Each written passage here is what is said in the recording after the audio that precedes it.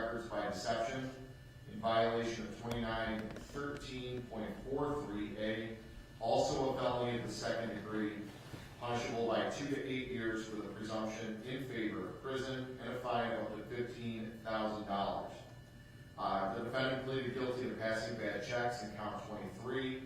That's a felony of the fourth degree in violation of 2913.11B. That's punishable by 6 to 18 months and a fine of up to $5,000. And finally, the defendant pleaded guilty in count 28 to money laundering in violation of revised code section 1315.55A1. Again, a low-tier felony of the third degree, no presumption. Either way, possible prison sentences of 9 to 36 months and a fine of up to $10,000. I am in receipt of a pre-sentence investigation report that was completed on the 19th of March. It is thorough, and I have reviewed that. I've also been in receipt of sentencing memoranda filed by both Mr. Crawford as well as the state of Ohio, and I have reviewed those. I've also received a number of letters, both on behalf of Mr. Crawford and from the victims of these offenses provided by the state of Ohio. And I want to state for the record, I also received 2 letters from other individuals who allege malfeasance by Mr. Crawford, but whose alleged cases were not charged. I do want to note for the record those were not considered by this court for purposes of sentencing, because Mr. Crawford has not been convicted or will not be convicted of any offenses related to those individuals.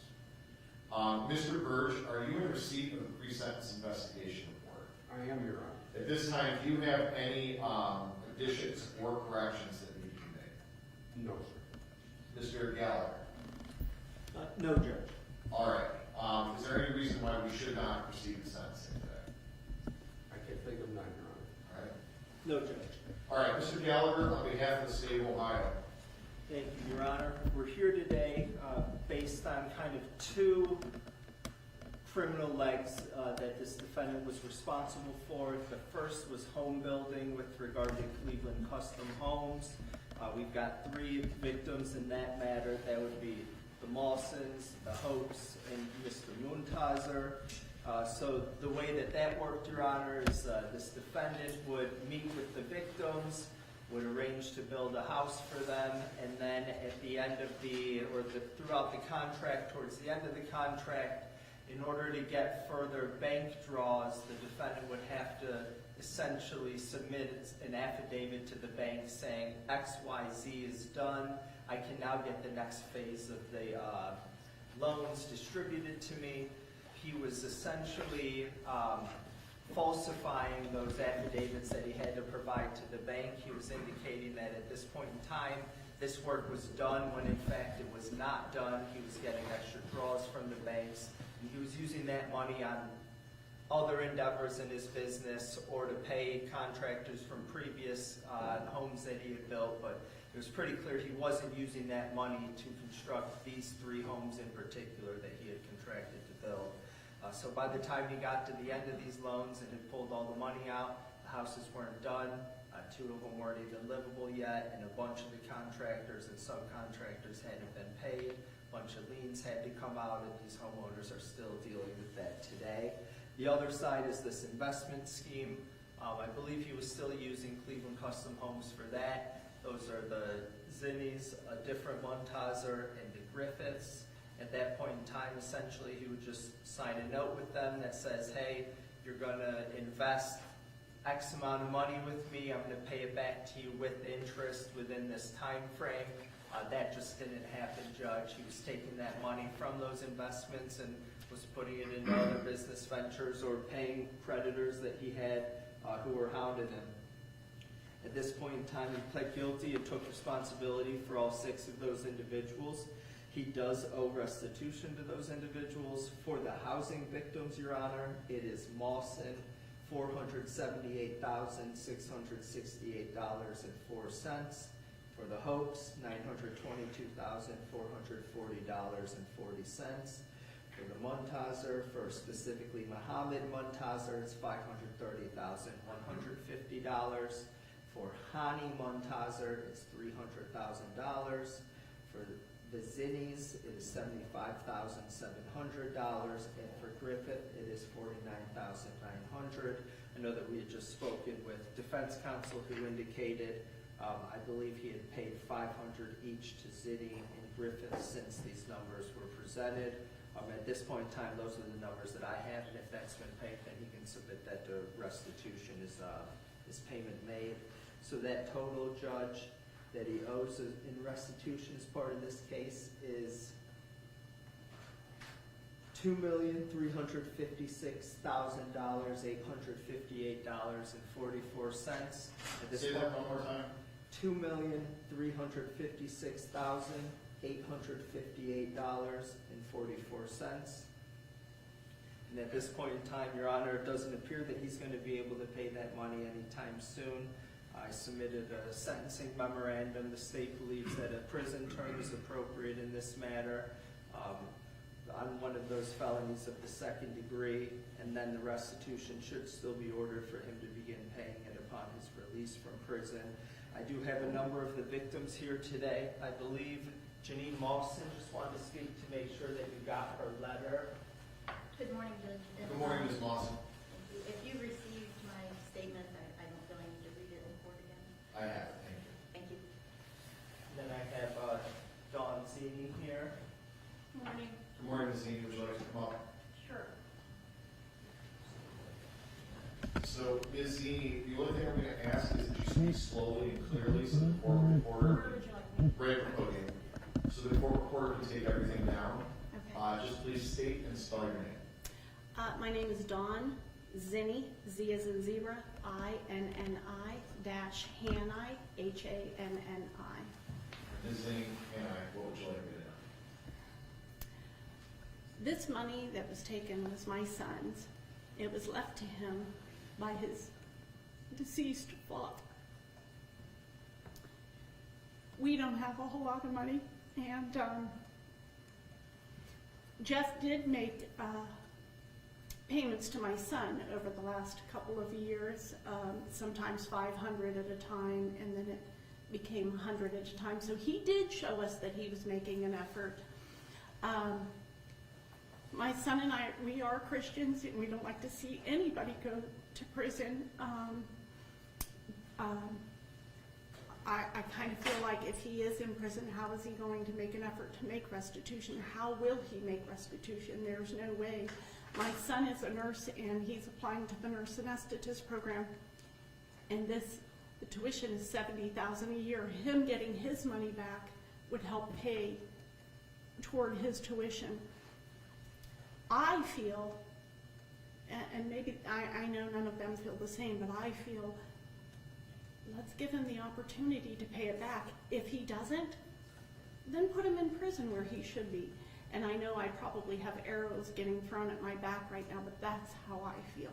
I don't understand how anyone could pay restitution from prison. And, you know, he did make efforts to pay my son, you know, what was owed. That's pretty much what I have to say. Well, Ms. Zinni, I just want to let you know that each victim is an individual, and your feelings are perfectly valid, and I don't think you should be ashamed of the way you feel, and I appreciate you coming in today and letting me know. Thank you. Thank you.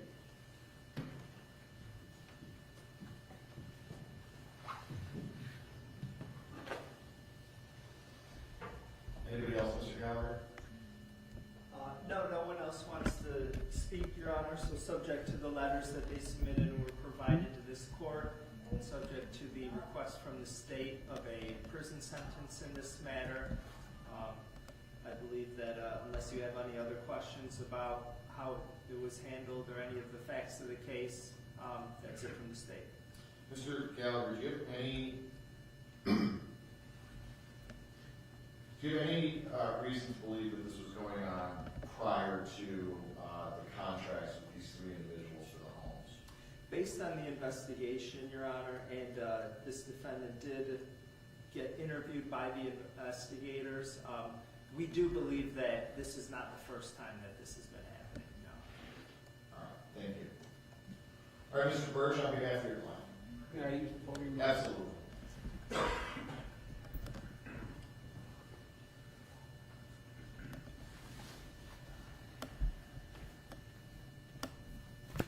May it please the court, Attorney Gallagher.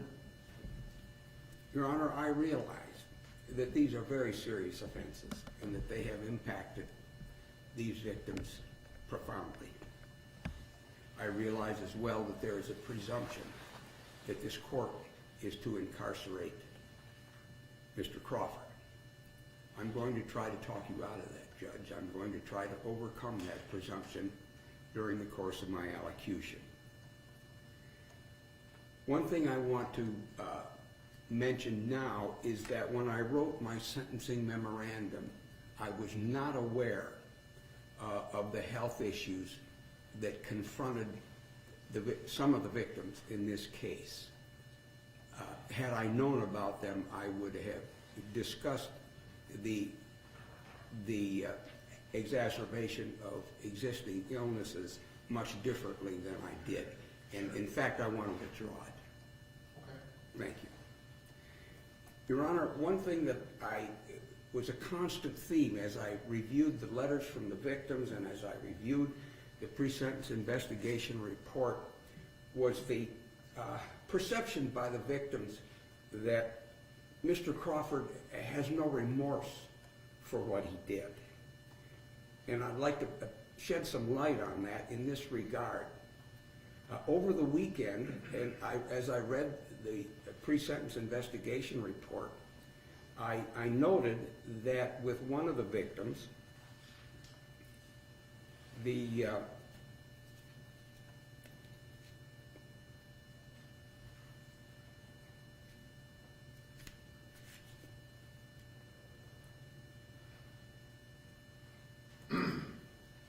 one of the victims had estimated her loss.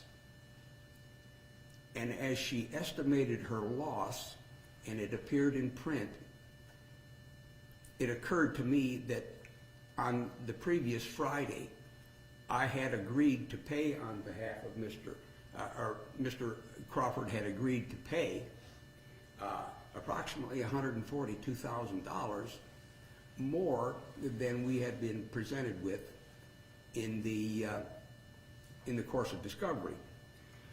I brought that issue to Mr. Gallagher's attention, and he gave me the explanation for that particular discrepancy. I met with Mr. Crawford, and I advised him that we had a variance there and how much it was, and I even raised an issue with respect to another piece of the restitution for a victim. And I went to Mr. Crawford and I told him, you have a legitimate ground here to contest these two recitations of restitution. What will you have me do?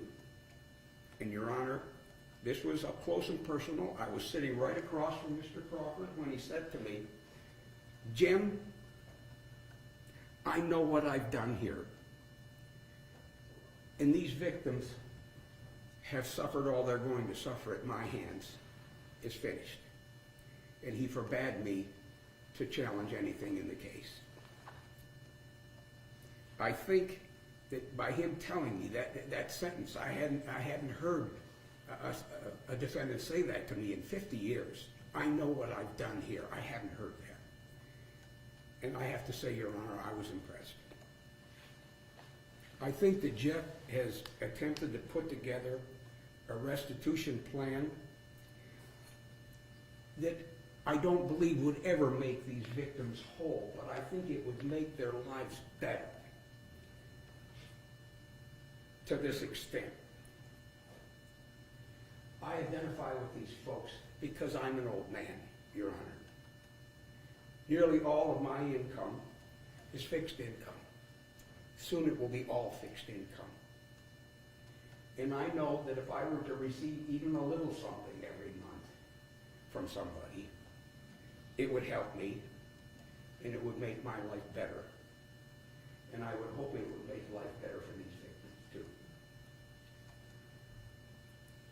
The plan that we outlined in the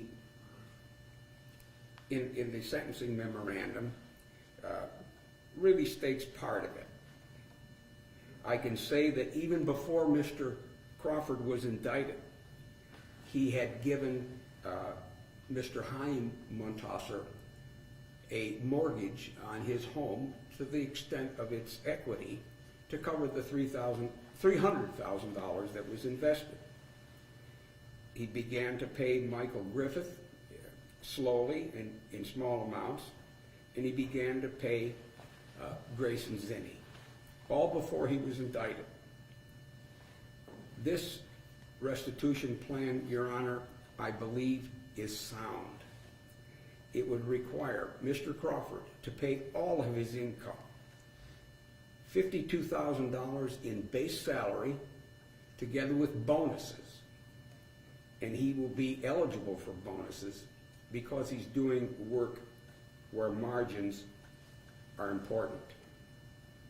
I'm optimistic about that work, Your Honor, because I've met with the company that's providing the work, and I've met with their accounting firm, at least the representative of their accounting firm, and they have made arrangements, if the court were so inclined, to garnish everything that Mr. Crawford makes for delivery to the probation department and distribution to the victims over the 5 years that he's under Your Honor's supervision.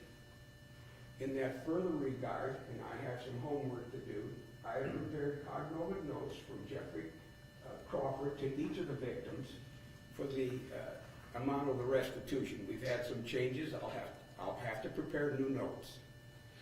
But this will obligate Jeff Crawford to these folks for the rest of his life, if they take those notes and take judgments on them. And in addition, my impression is that they could reduce the amounts of restitution to lump sum judgments as well.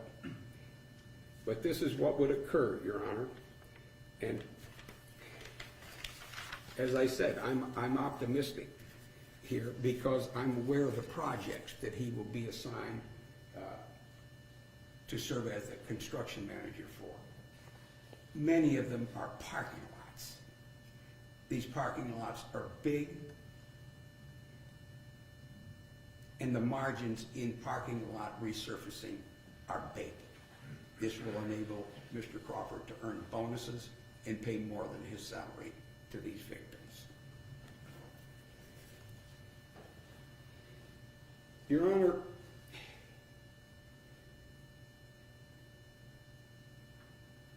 one of the difficulties with this case, and it's because of what I could call a glitch in the law.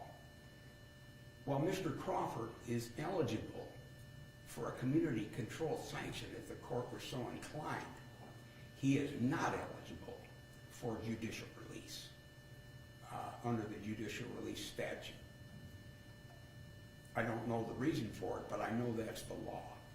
And so I know that if Your Honor locks Mr. Crawford up in the penitentiary, he's not going to be released. He's going to serve the sentence that he gets. That, Your Honor, puts me in fear of any recompense by our victims here. I wouldn't know how long he was going to be on, and I don't know that this opportunity would be available at a different time. As I weighed the seriousness and recidivism factors, as I know the court has done, I want to emphasize two of them. Number one is the pre-sentence report provided Mr. Crawford with an evidence-based prediction that he's not likely to reoffend. So if Your Honor doesn't put him in the penitentiary, the community will still be safe. I believe by dedicating the next 5 years of his life to paying these victims as much as he can is good for him He needs the penance, and good for the victims as well, Judge. The court has the jurisdiction to consider any factor that's listed in the statute and any other factor that's relevant to whether Your Honor should impose a community control sanction. I would ask the court to weigh these two very heavily. Number one, that Jeff Crawford will not be a danger to the community. And number two, he will have a responsible program for the payment of restitution. Each pay period, I'm advised that the accountants have provided for the garnishment of Jeff's salary and bonus and a funds on deposit relationship with the Cuyahoga County Adult Probation Department. To that extent, Your Honor, I believe as long as Mr. Crawford is alive, the victim's payments are guaranteed. I'm hopeful that the court will agree with me that the weight of those two factors is substantial and that the weight of those two factors outweigh the seriousness and the recidivism factors that would indicate a prison sentence. Now, Your Honor, Mr. Gallagher has recommended a prison sentence. He didn't ask the court to impose a specific sentence, but I take it from his recommendation that the state of Ohio believes that Mr. Crawford hearing that door slam shut is appropriate. Now, Judge, this isn't my first dance either, and I can't argue with him. I can't argue with him. But, Your Honor, I would ask you to consider this. These folks have the right to hear that door slam behind Mr. Crawford. I would ask the court to impose local incarceration. As Your Honor knows, the court can impose up to 6 months in the Cuyahoga County Jail. I've been in the Cuyahoga County Jail on every penitentiary in Ohio, Judge. I'll take the penitentiary. I would ask the court to impose 6 months of local incarceration with work release. No visits home, no stopping on the way, right to the job, do the work, pay the restitution, back to jail. I think, Your Honor, that resolution of this matter is best for the victims, best for Mr. Crawford, naturally, and best for the community as well. Thank you, Judge. Thank you. Appreciate it. Mr. Crawford, would you like to address the court, say anything on your own behalf? Yes, Your Honor. All right. No, stay up, please. Thank you. You can stand up. Before I speak to the court, can I speak to the victims? You can address them, but face the court. Okay. Well, I prayerfully thought of what to say to all of you that have been hurt, and how am I going to explain it, why it happened, and I came to the conclusion that it really doesn't matter because it happened, I regret it, and you were hurt. You have loss, you have pain. And I heard earlier that there was an understanding that I possibly was not remorseful. It could not be farther from the truth. I have had many sleepless nights thinking about the hurt, the pain, and the loss. And I am sorry. I am so sorry. I'm sick about it. And at this point, I want to make things right. We have laid out a plan to the court. In addition to what Jim said, we have more money that we can provide as a large down payment to the victims within a week. And I would ask for that so that I can make things right to the best of my ability in terms of restitution. I would also, I raised my kids to believe in grace, and most of my adult life, I have given grace. Grace is giving people what they don't deserve. And I'm asking you to please look inside your heart to give me grace. In the meantime, I'm hoping that I have the opportunity to restore you financially. Again, Jim laid it all out, but I just want you to know, from the bottom of my heart, I am sorry. Your Honor, I'd like you to consider some things. Number one, my family. I have my oldest daughter graduating from University of Alabama that she has paid on her own, and it's all her debt. I have my youngest daughter who's a freshman at the University of Tampa, which she is paying on her own. And I have a 7-year-old boy, Lincoln, who is going through the middle school years right now in 7th grade. And then I have my wife of 27 years, been together 34. She's been my rock, my pillar. We are best friends, and as a family, we need each other. I'd like you to also consider my history. I have a history of making people's lives better. A long history of it, okay? I've never intended to hurt anybody. I've always had platforms that help people, not hurt them. Unfortunately, some bad decisions, trying to make it happen, trying to keep it going, people got hurt, and I am so sorry for that. Lastly, I'd like you to consider the restitution plan that Mr. Burge laid out for you, and I'd like you to give me this opportunity. I don't have a past history of any of this kind of stuff or any kind of criminal history whatsoever. I've always been one that helps people, the community, my family, and others. I just want to make this right, Your Honor. I want to spend the rest of my life restoring the people that were hurt by me. Thank you, Your Honor. All right, thank you, Mr. Crawford. Can I ask you a couple of questions? Yes, sir. So your two daughters who are currently attending, one a large out-of-state school and one private school, it's about $102,000 in tuition per year between the two of them. They're paying for that all on their own. Yeah, the only difference is Lexi's freshman year, she's graduated from Alabama. We did have a college fund that we saved up years ago to help her out with that. How many cars do you have? We have 2 cars. What kind? We have a Buick Investa, little economy size Investa, and a pickup truck, GMC pickup truck.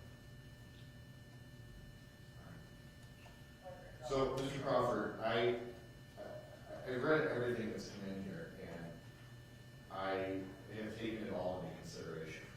Right? I'm going to address you in a moment, but I want to note that before imposing sentence, the court notes that I have considered the record, the oral statements made here today, the pre-sentence investigation report, the plea negotiations, the impact statements that I received from each and every one of the victims, as well as the other information that I've learned from the discussions in this case. The court must, and I have formulated my decision based upon the overriding purposes and principles of felony sentencing, namely to protect the public from future crime by the defendant or others, as well as to punish the offender using minimum sanctions that I determine accomplish those purposes without imposing an unnecessary burden on state or local government resources. To achieve these purposes, the courts considered the need for incapacitation, deterrence, rehabilitation, and providing restitution. I must, and I have also considered the seriousness and the recidivism factors relevant to the offense and offender pursuant to revised code 29.12. I must, and I have ensured the sentence I'm going to impose will not demean the seriousness of the crime, the impact it's had on the victims, and will be consistent with similar offenses committed by like offenders.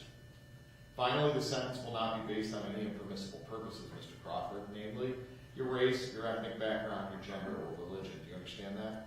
Yes, Your Honor. I think you suffer from something called terminal uniqueness, which is the repeated emphasis on the charity work that you've done is certainly commendable, and I'm not going to take anything away from that, but it does not absolve you of the theft and grift that you've imposed on these 6 collective victims in this case. Your restitution plan, how are you going to come up with $50,000 in the next week? We have, as of yesterday, we have family and friends that committed, many family and friends committed to that. Okay, well, I hope so. That's number one. But just based upon the amount of restitution that's owed and your restitution plan, just on the base salary alone, it's going to take you, and I went to law school, I'm not an accountant, but 60 years to pay the restitution back. And it's, even with bonuses, I don't know what kind of bonuses you're looking at in managing resurfacing of parking lots, but the plan, while commendable, is just not, it's not going to do it. I have to weigh the fact that there's this many victims, this much theft, and it's not just the people sitting in this courtroom that you victimized. Contractors that didn't get paid, your family that's going to have to suffer through all of this, and again, to say nothing of the loss of the money that, I mean, frankly, is probably never coming back in full. I mean, let's be honest here. Let's be honest with each other. You ran a Ponzi scheme. There's really no other way to put it. And I cannot overcome the presumption in favor of prison. With that said, the court's going to find that prison is consistent with the purpose and principles provided in revised code section 29.11. Mr. Burge is partially correct in that engaging in a pattern of corrupt activity makes you ineligible for judicial release on that sentence. I believe, based upon my research, that if I impose a consecutive sentence, I can grant judicial release on the secondary sentence. And I'm inclined to do that, to consider judicial release. I am not going to guarantee you anything. So I'm going to sentence you as follows. In count number 2, engaging in a pattern of corrupt activity, the court's going to sentence the defendant to 2 years at the Lorraine Correctional Institution. In count 3, aggravated theft, the court's going to sentence you to 2 years at the Lorraine Correctional Institution. In count 5, tampering with records, the court is going to sentence you to 24 months at the Lorraine Correctional Institution. In count 16, securing records by deception, the court is going to sentence you to 2 years at the Lorraine Correctional Institution. In count number 23, the court is going to sentence you to 12 months on the passing bad checks. And finally, on count 28, I'm going to sentence you to 24 months on the money laundering. Now, the court's going to find, I'm going to find that counts 3, 5, 16, 23, and 24 will run concurrently. Count 2, engaging in a pattern of corrupt activity, will be served prior to and consecutive with the remaining counts for an aggregate sentence, base sentence of 4 years, and I'm going to get to that in a second. The court will consider, I cannot emphasize that word strongly enough, consider judicial release after 2 years and 6 months. But if you're going to apply for judicial release, you need to have a clean institutional record, number 1, and a plan to pay back the restitution. And securing $50,000 right now will probably go a long way. But I'm going to tell you right now, this is not a guarantee. I will consider it, and only at that time, and only with a concrete plan to provide restitution. Now, I mentioned before that the count 2 is actually going to be 2 to 3 years because this is a qualifying offense under the breaking and tow statute. That means that I have to notify you as follows. 1, there is a rebuttable presumption that the defendant shall be released from service of this sentence at the expiration of the minimum term or presumptive early release date, whichever is earlier. That means that on that sentence alone, you'll be presumed to be released at the end of 2 years. The way the statute works is I have to give you an indefinite sentence of 1/2 the stated term. Half of 2 is 1, 1 plus 2 is 3. You're presumed to be released from that individual sentence at the end of 2 years. The Department of Rehabilitations and Corrections, this is number 2, if at a hearing held under 2967.271, DRC makes specified determinations regarding the offender's conduct while confined, the offender's threat to society, the offender's restrictive housing, if any, while confined, and the offender's security classification. That means if they determine, based on those factors, that you're not ready for release, they can hold you, they can rebut the presumption of release and hold you for up to that additional year. 3, that if described in section 2, DRC at the hearing makes the specified determinations and rebuts the presumption, they may maintain the offender's incarceration after the expiration of that minimum term, or after presumptive earned early release date for the length of time DRC determines to be reasonable, subject to the limitations specified in 2967.271. Again, that means they can hold you for that extra year. Number 4, the department may make specified determinations and maintain the offender's incarceration under the provisions described in Divisions B2, C1, and 2 more than one time, subject to the limitation specified in 2967.271. That means they can hold you for 6 months, have another hearing, and determine you're not ready, and hold you another 6 months. Finally, 5, if the offender's not been released prior to the expiration of the offender's maximum prison term imposed as part of the sentence, the offender must be released upon the expiration of that term. That means at the end of that 3rd year, they have to let you out, no matter what. Now, like I said, count 2, that 2 to 3 years will run prior to and consecutive with the 2 years on the remaining counts, which are running concurrent to each other. The court finds that consecutive service is necessary to protect the public from future crime or to punish the offender, and that consecutive sentences are not disproportionate to the seriousness of the offender's conduct and to the danger the offender poses to the public.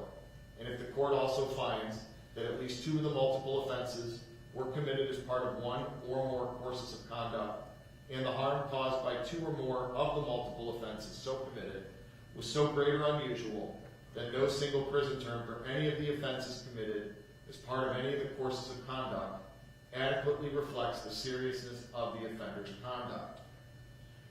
I need to advise you that upon your release from prison, because you're being sent away for a felony of the 2nd degree, you will be subject to a period of post-release control upon your release.